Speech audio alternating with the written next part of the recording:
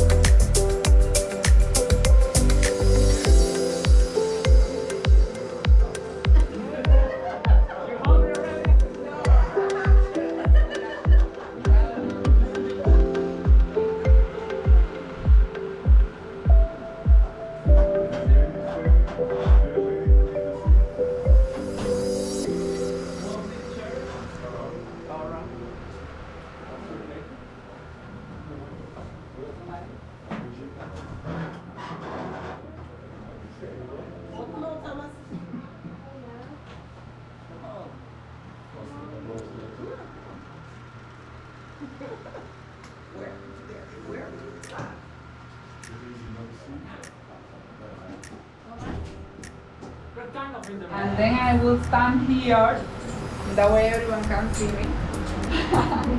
Well, he's Damian.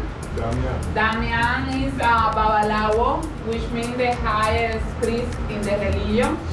Damian, Babalao de la casa, que significa como el máximo sacerdote de la santería, ¿ok? So, first of all, I would love to give you an introduction of where we are right now, ¿ok? Vamos a entender dónde estamos ahora mismo. We are in Guanabacoa. Guanabacoa is considered the god of Afro-Cuban culture, ¿ok? Guanabacoa se considera, me vas interrumpiendo entonces cuando lo estés traduciendo. Perfect. So, for you to have some context, okay? We were colonized by Columbus on 1492. When Columbus came to Cuba, there were some natives living here in the island, some Aborigines, Taino people. But sadly, these persons were almost extinguished after around 40 years, super fast. En 40 años casi exterminados, for two main reasons. First of all, because of the diseases, las enfermedades, that the Spanish colonizers were bringing into the island, and second, because they were not used to work too many hours per day, and they were treated as slaves, okay? So, básicamente por enfermedades y por maltratos físicos. So, at the end, the colonizers just decided to release those Aborigines that still remain alive and build a village in order these people to live there. And that's why they built this village, okay? So at the very beginning of Havana was Havana, and this one was like the border of Havana. It was a Taino town and so on. That's why Guanabacoa is actually a Taino word. That's why it's so strange, Guanabacoa. And it means land of waters, tierra de agua. Land of waters because we have a lot of underground rivers, but also because we are super close to the bay. So at the very beginning, Guanabacoa was the mystical land, the land to be healed, the land of Tainos. But also, Guanabacoa had the perfect conditions to make the sugar cane grow because of the humidity of the land, okay? And that's why the colonizers decided to start putting here a lot of sugar factories. But they were facing a problem. Do you understand? ¿Estás entendiendo más o menos? They were facing a problem. They didn't have enough workforce. And that's why they decided to start bringing people from Africa as slaves, okay? In Cuba, we received slaves from all over Africa, literally. Remember, we were the first country producing sugar in the whole world. But most of the slaves were coming from Nigeria and from El Congo. From Nigeria, specifically from Yoruba land, okay? So most of the influence we have in Cuba right now is Yoruba influence. I want you to understand that Yoruba people in Africa used to have one of the first civilizations in the world. They were very advanced in technology, me dices. Me imagino que para ti sea fácil entenderme por el acento que es muy común, ¿no? They were very advanced in technology, in medicine, in astrology, even in math. They even had their own religion. But sadly, when they were brought to Cuba, they were forced to erase all that past. Se consideraban que no eran puros, que eran poco civilizados. They were considered not pure enough, non-civilized at all, and they were forced to become to the Catholic religion. What was happening? That the slaves were thinking, I can't believe your God is good if you are not treating me as a human being, so don't force me. At the same time, they didn't have another option. They had to do it. So they were actually really intelligent. They were thinking, okay, I'm forced to go to the church, and I'm forced to pray for this Catholic representation. But I'm seeing in the Catholic representation the same characteristics that my own Yoruba ladies have.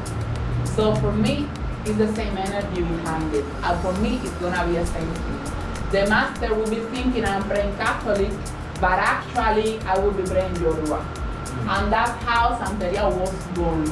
Because Santeria is the merge between the Catholic religion and the Yoruba religion. Okay?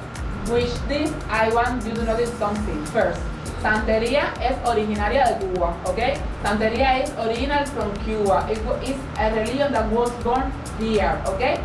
The same process that happened with Candomblé in Brazil is the same. The merge between Yoruba and Catholic back under Portuguese belief of Catholicism, okay? Or in Haiti with Voodoo. It was some kind of merge, okay? They also in Haiti had the ability of maintaining like the native culture. In Cuba, we won't be able to do that. Why? Because our native people were extinguished super fast. That's why the African influence is so strong. Do you understand so far? So that's how Santeria was born, okay? And I want you to understand that Santeria is a religion practiced around by 80% of the population in Cuba, okay? 80%. So for you to see how it's integrated, if you go to official records, it's very hard for you to identify who is practicing Santeria, okay? Because some people, for instance, like me, I'm not fully initiated, but I have taken the first steps. You look at me and you don't see anything that reflects Santeria, okay? But at the end, I'm practicing. So for you to see how integrated is this, you need to be baptized in the Catholic Church in order to enter the Santeria, okay? So for you to see, at the end you need to get baptized in the Catholic Church, and then it's that you are ready to go through the other processes, okay? How does it function? In Yoruba culture, people doesn't adore statues, okay? We adore stones, and we put the stones inside of receptacles, okay? So orishas doesn't look like statues. Orishas are these ones, okay? For instance, inside of this receptacle, you find specific stones that reflect the power of the orishas. En cada uno de los recipientes encuentras piedras, y las piedras son los que tienen los poderes, es decir, los que reflejan los orishas que tú estás recibiendo, okay? So how is the process to be initiated in the Santeria religion? Usually, when people in Cuba feel bad, or you feel charged, or you feel that things in life are not going well, you come to see a babalao, like Damian, okay? Babalawos are the highest priest in the religion, okay? You're going to see babalawos. In the case of Damian, he's very young, but he has a lot of knowledge, and he performed a reading on you. In the reading, he talked about past, present, and future, okay? And it's super interesting because he will be describing past stories. Because Yorubas believe that everything happened once before in life. Now we are living the same thing that the ancestors lived in the past. ¿Ok? ¿Vas entendiendo? Los Yorubas creen que todo pasó una vez anterior en la vida. Claro, nosotros estamos viviendo, recreando pasajes que ya ocurrieron en el pasado. ¿Ok? Y todas esas historias que sirven como una guía fueron reflejadas en libros que estudian los babalaos. ¿Ok? Cuando tú vienes a ver un babalao, él identifica cuál es el signo que te rige en este momento y en este momento empieza a describir entonces las historias asociadas a tu signo. ¿Ok? Y tú interpretas esas historias y sacas una enseñanza de ellas. So when you come to see a babalao or the babalao,